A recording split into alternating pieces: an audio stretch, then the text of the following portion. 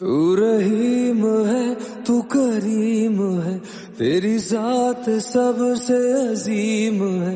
صلی اللہ علیہ نبی الامی صلی اللہ علیہ وسلم۔ تو آج ہم علم کی حقیقت کے تعلق سے پڑھیں گے کہ حقیقی علم کسے کہتے ہیں۔ تو کہا کہ حقیقی علم جو ہے وہ ہے جو انسان کو سیدھی راہ دکھائے، یعنی گمراہی کا جو زنگ ہے وہ ہمارے دلوں سے صاف کر دے، ہمارے دلوں سے ہوائے نفسانی کو ہمارے اندر سے دور کر دے۔ اللہ رب العزت کا خوف اور خشیت جو ہوتا ہے وہ ہمارے دل میں پیدا کر دے، تو یہ حقیقی علم ہے۔ دیکھیں، علم جو ہے نا وہ دو طرح کا ہوتا ہے۔ علم جو ہے وہ دو طرح کا ہوتا ہے۔ ایک کون سا؟ ایک علم جو ہوتا ہے نا وہ دل میں ہوتا ہے، یعنی نفع بخش علم، اسی کو کہتے ہیں۔ اور دوسرا جو علم ہوتا ہے نا وہ زبان پر ہوتا ہے، سمجھ رہے ہیں؟ یعنی جو اللہ کی طرف سے انسان پر حجت ہے، صرف زبان سے اس نے دعوت دے دی لیکن عمل نہیں ہے، تو پھر حجت ہے نا انسان پر، اس سے سوال کیا جائے گا روز قیامت۔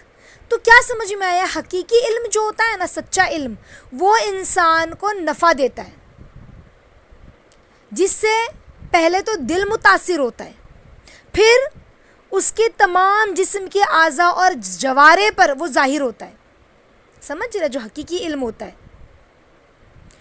اور غیر نافع علم جو ہوتا ہے نا، یعنی غیر حقیقی علم، جسے ہم خالی رٹ لیا ہم نے، تو کہا وہ کون سا علم ہے؟ میں نے ابھی شروع میں کہا نا کہ علم دو طرح کا ہوتا ہے۔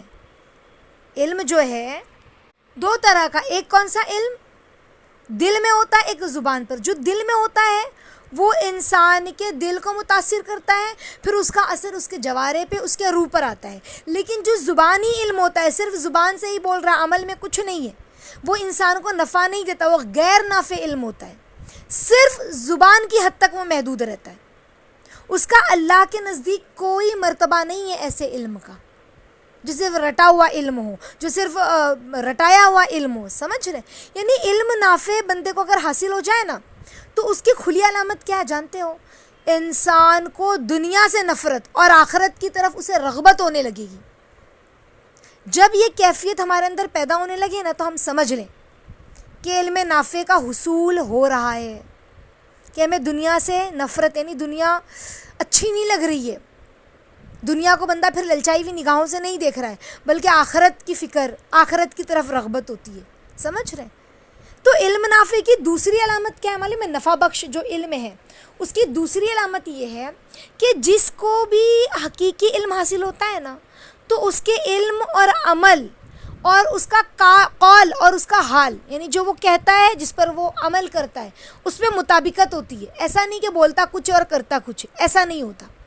اسی لیے تو حقیقی عالم جو ہوتا ہے نا وہ بے عمل ہو ہی نہیں سکتا، جو حقیقی عالم ہوتا ہے۔ اور نہ علم جو ہے، صحیح علم جو ہے نا، وہ بغیر عمل کے قائم نہیں رہ سکتا۔ تو صحیح علم جو بندہ حاصل کرتا ہے، تو جو حامل علم ہے، جس نے علم کو حاصل کیا ہے، اس کا تقاضا ہی یہ ہے کہ وہ علم پر عمل کرنے کے لیے علم اس کو مجبور کر دیتا ہے۔ علم کیا ہے؟ جو عمل کی طرف بندے کو کھینچتا ہے، وہی تو علم ہے نا۔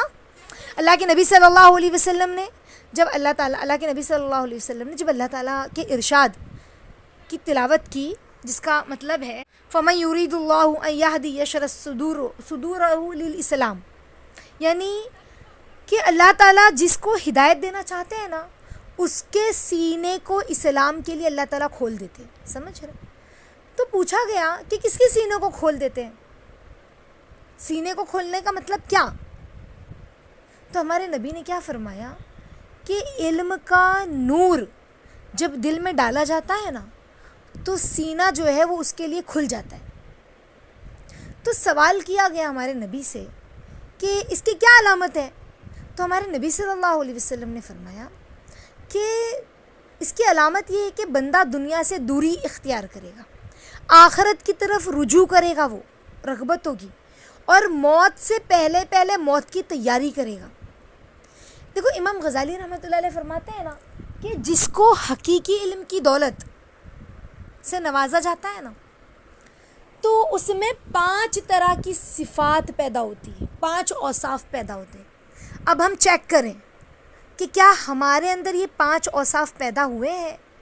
نہیں ہوئے تو اب ہمیں اس کو اپنے اندر لانا ہے، ہمیں اللہ سے مانگنا ہے کہ اللہ ہمیں حقیقی علم عطا فرمائیے۔ اور وہ 5 اوصاف کیا ہیں؟ خوف، اللہ کا خوف و خشیت اس کے دل میں آتا ہے، سمجھ رہے؟ خشوع اور تواضع اس کے اندر پیدا ہوتی ہے، حسن خلق، ہر مخلوق کے ساتھ اچھے اخلاق سے بات کرنا، اور زہد یعنی دنیا سے بے رغبتی اس کے اندر ہوتی ہے۔ خوف و خشیت ہوتا ہے، تواضع ہوتی ہے، خشوع خضوع ہوتا ہے، حسن اخلاق پیدا ہوتا ہے، اور دنیا سے بے رغبتی یعنی زہد اس کے اندر ہوتا ہے۔ یہ 5 چیزیں جو ہے، یہ 5 اوصاف اس کے اندر پیدا ہوتے ہیں، جن کے اندر حقیقی علم، جس کو حقیقی علم کی دولت ملتی ہے۔ تو ہم اپنے آپ کو چیک کرتے رہیں۔ تو دیکھیں پھر کیا ہوا کہ یہ 5 چیزیں حقیقی علم کی دلیل ہے۔ اور علم کی حقیقت حاصل کس سے ہوتی ہے؟ اب آپ پوچھو گے کہ آپا علم کی حقیقت ملتی کیسے ہے؟ ہمیں علم کی حقیقت کو حاصل کرنے کے لیے کیا کرنا ہوگا؟ تو تقویٰ، یہ بہت ضروری ہے، تقوی سے حاصل ہوتی ہے، سمجھ رہے؟ یعنی صحابہ جو تھے نا ساتھیوں، وہ لکھنا پڑھنا نہیں آتا تھا، لکھا پڑھا نہیں تھا انہوں نے، کچھ بھی نہیں، بلکہ بعض تو ان میں ایسے تھے نا جن کو سگنیچر بھی نہیں کرنا آتی تھی، اور بعض صحابہ، بعض تابعین کے حوالے کر دیے جاتے تھے کہ ان کو مطلب لکھنا پڑھنا سکھایا جائے جیسے۔ مگر یہ کہ علوم جو ہے نا، علوم میں وہ سب سے افضل تھے علم میں۔ حضرت عبداللہ ابن مسعود رضی اللہ تعالیٰ عنہ کی شان میں نہیں فرمایا صحابی عبداللہ ابن مسعود، کیا کہا کہ امت میں سب سے بڑھ کر صحابہ کا علم عمیق ہے۔ کیا فرماتے ہیں حضرت عبداللہ ابن مسعود؟ کہ صحابہ کا جو علم تھا نا وہ بہت گہرا تھا، یعنی اللہ نے ان کو بڑا علم عطا کیا تھا۔ آخر وہ کون سا علم تھا جانتے ہو؟ کیا انہوں نے ہماری طرح کتابیں پڑھی تھی، کتابی علم حاصل کیا تھا، درسی علم حاصل کیا تھا؟ ہرگز نہیں، بلکہ یہ علم وہی فہم قرآن تھا نا جو اللہ تعالیٰ نے نبی پاک صلی اللہ علیہ وسلم کی صحبت سے ان کو عطا فرمایا تھا، سمجھ رہے؟ یعنی جس میں ان کے تقوی سے، اس علم میں ان کے اندر جو تقویٰ تھا، اللہ کا ڈر تھا، اللہ کا خوف تھا، اس میں ترقی ہوتی گئی، یہی وہ علم تھا، سمجھ رہے؟ اور اس کا راز کیا ہے کہ علم کامل سے جو ہے نا وہ معرفت کامل ہوتی ہے، سمجھ رہے؟ انسان کو یہ احساس ہوتا ہے، یہ خیال آتا ہے بار بار، وہ یہ چیز کو بھول نہیں پاتا ہے کہ ہم خدا کے ہیں، اپنے نہیں ہیں۔ کیا خیال آتا ہے؟ کہ ہم خدا کے اپنے نہیں ہیں، ان کو اختیار ہے، جس حالت میں وہ ہمارے لیے مناسب سمجھے اس حال میں وہ ہمیں رکھے اللہ رب العزت، اسے اس چیز کا احساس اور خیال رہتا ہے، سمجھ رہے؟ تو یہ ہے علم کی حقیقت۔ ہمیں اللہ علم کی حقیقت حاصل کرنی ہے نا، تو اس طرح سے اللہ سے مانگے مدد کہ اللہ ہمیں علم کی حقیقت عطا فرمائیے، علم کی حقیقت